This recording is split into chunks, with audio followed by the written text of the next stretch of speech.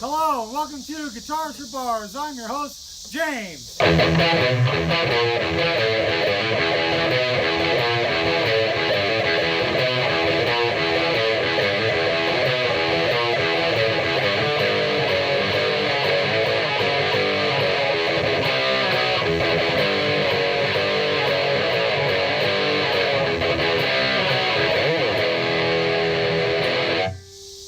Hello and welcome to Guitars for Bars. Today we're going to do the Randy Rhoads Pinstripes on this Sparkle Jackson V. So I'm going to take it down, take it in and sand it to get it ready for the stripes, mask it off, bring it back out here and get the stripes on it. It's all sanded now. I'm going to use the blue plastic 3M fine line tape for most of the masking as far as the pinstripe itself goes. Then I'll mask all the rest of the areas off with the regular blue tape. If you notice, there's not much space between the tremolo unit and the edge of the guitar. The original Randy Rhoads guitar looks like this. There's a lot of space.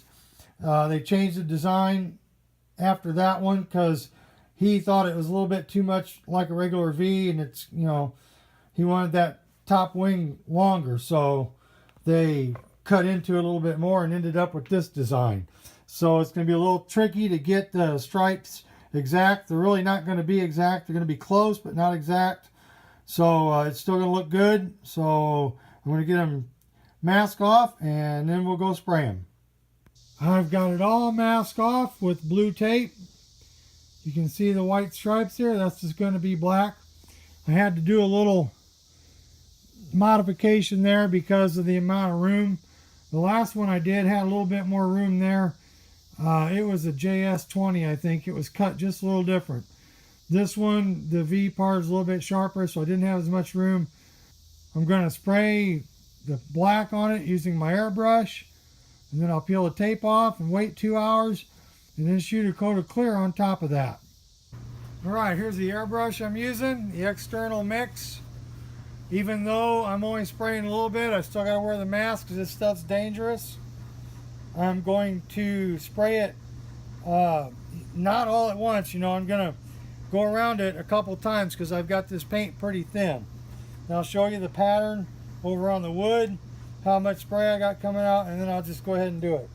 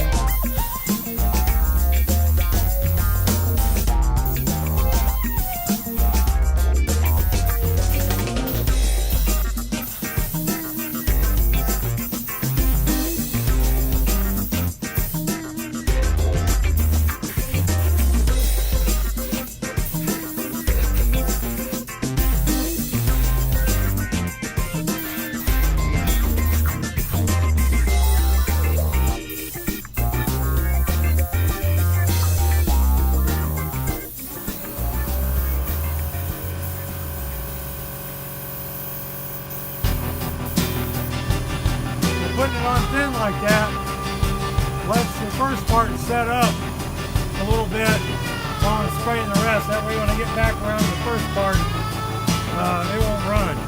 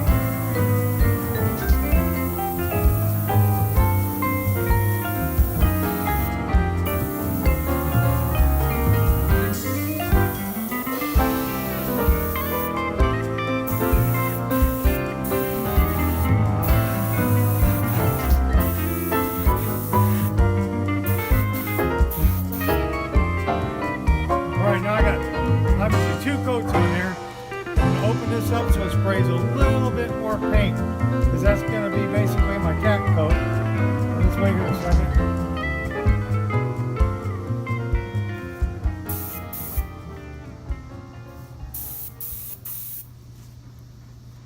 You can still see the glitter through it a little bit. I don't want to see any glitter. But I don't want to build it up so thick that I've got to put, 100 coats of clear on it to bury it all again.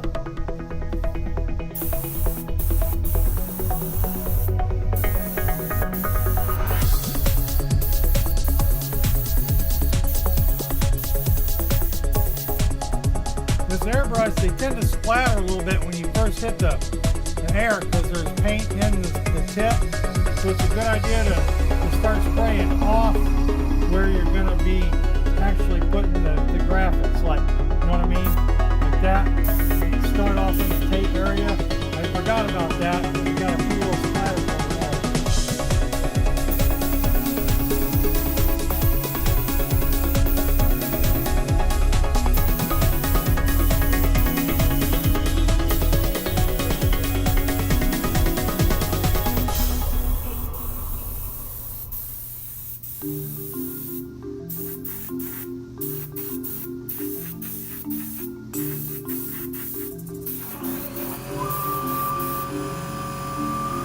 Right, I think I'm going to give it one more round and then call it quits.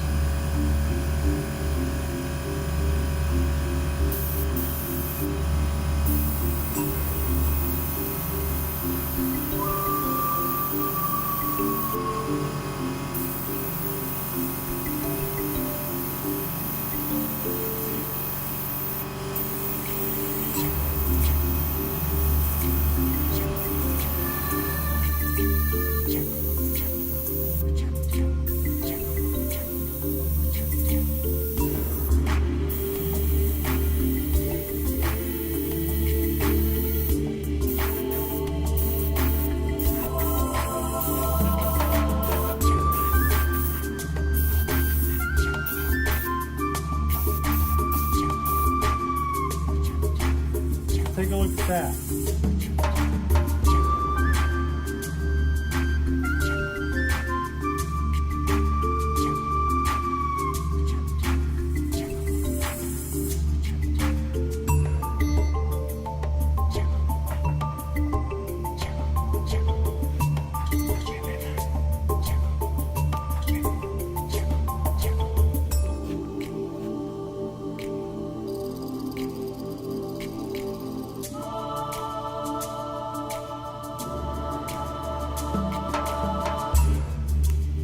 Looks pretty good, but I don't think one more coat will hurt it.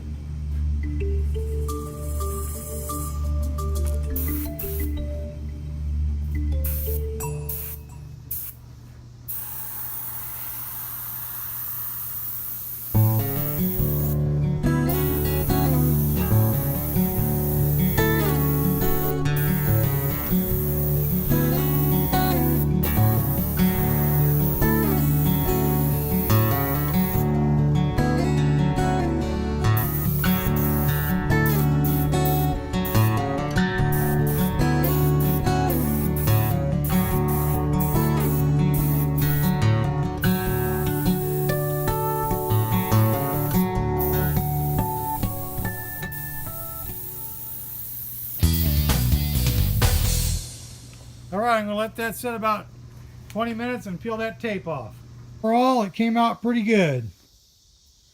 There's one little section right here where the paint's kind of thin there. As you can see, I got away from the bevel there a little bit. So I'm going to let this dry. I'm going to lightly touch that with some 600 grit sandpaper, maybe 1000 grit, just to knock the edge off. Then I'm going to retape that spot right there and touch up that one little spot. Otherwise, I think we're good.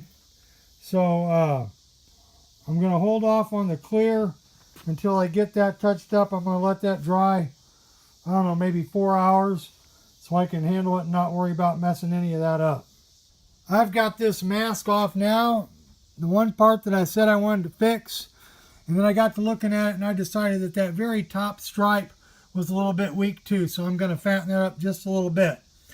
Then I'm going to let it dry probably at least 4 hours. It's only been 2. The stuff was dry enough because it's kind of hot today. But I'm going to let it dry at least 4 hours before I put the clear on, because this blue tape, for some reason today, I don't know if it's because of the humidity, but it's leaving behind a heck of a lot of sticky residue. So before I put the clear on it, I've got to clean it about 3 times and make sure that I've got every bit of the tape goo off of there before I start spraying any clear on it. Alright, I think I got that stripe beefed up enough. It looks a lot better.